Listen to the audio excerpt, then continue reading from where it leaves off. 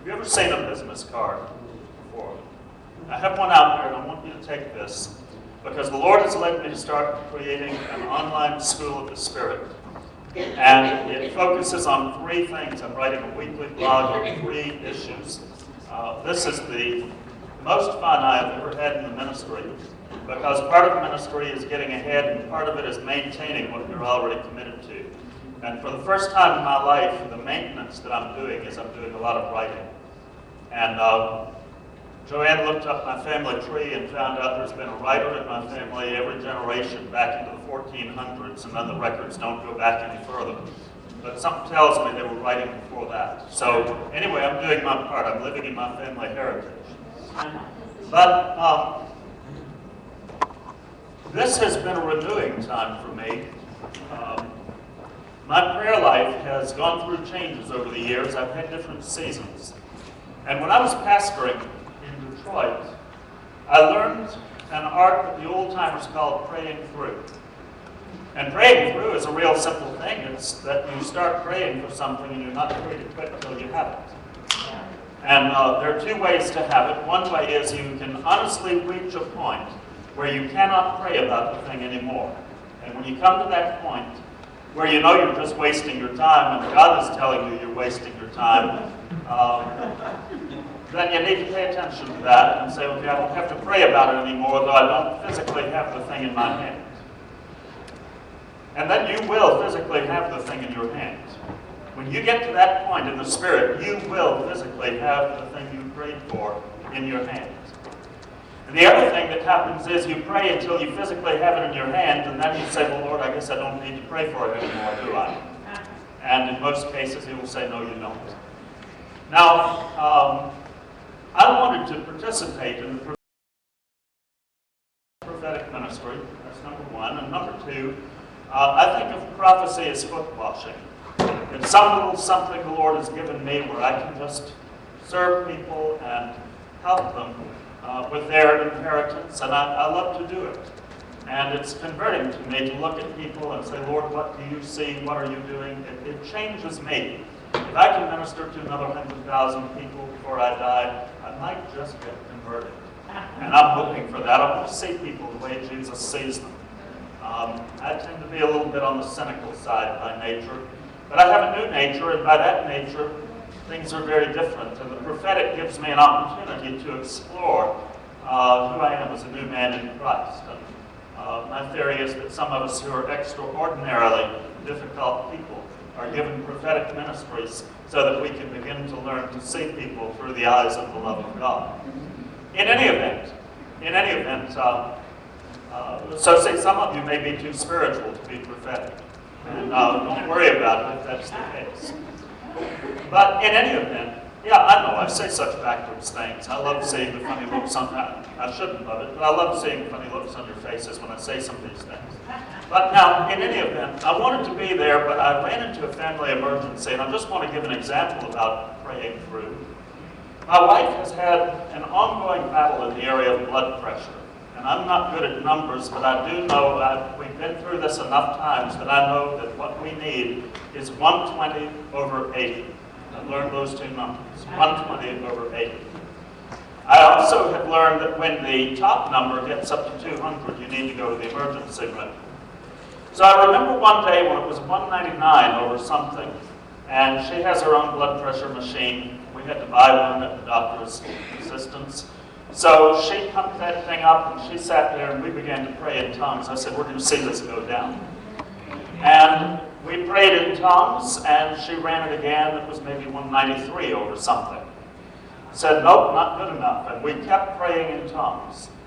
And as we kept praying in tongues, and she kept pumping up that machine, letting it run down, and then numbers would come up, we did that until it went down to 120-something over 80-something. And it took about 15 minutes. That is an example of praying through. And today, when I was getting ready to go to Prophetic Presbyterian, they said they'd be short-handed in the early session. It wouldn't matter so much in the evening whether I participated or not. You like to help if you're needed. And all things, I got a phone call. Joanne says, I'm in trouble. She says, my blood pressure kept me awake last night. She said, and She said, today, she says, I just took it. She says, and I forget, the top number wasn't that high. It was 180 something, which is too high, but it's not emergency room stuff. And the bottom number, oh boy, what was it? I had to write it down, but I'm bad with numbers and I can't remember it. But the bottom line is she was 4 points out of needing to go to the emergency room on the lower number.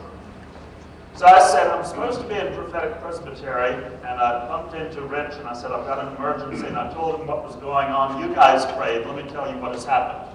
I know I went up there and I began to pray, and I just paced back and forth, and you guys prayed, and what God did was, within half an hour, it had gone to 130 something over 90 something.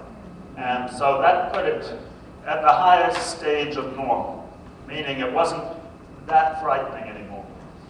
And I said, well, that's not good enough. I'll give it another half hour of prayer and I'll call you back. And don't ask me how, but when I called her back in a half an hour, she had managed to bang her face on a cabinet door, and she said, I can't take my blood pressure right now. I've got to put ice on my face or I'm going to have a black eye when you get home. Your nose was bleeding. I don't know what all had happened. I can't imagine what happened. So that was not the moment to take your blood pressure. I said, call me back when you get to the bottom of all this. And she called me back a few minutes later, and she was, I think it was 126 over 86. So this is what I mean about praying through. This is our birthright. Now, something that fascinates me, and I've been enjoying the strange sort of intimacy with God out of these two parables that Jesus taught. They're both in Luke's gospel. And I don't suppose that it was wasted on Luke, who was a physician and who was perhaps very sensitive to human need. I doubt that it was wasted on him that there's something ironic about the parables that Jesus taught about prayer.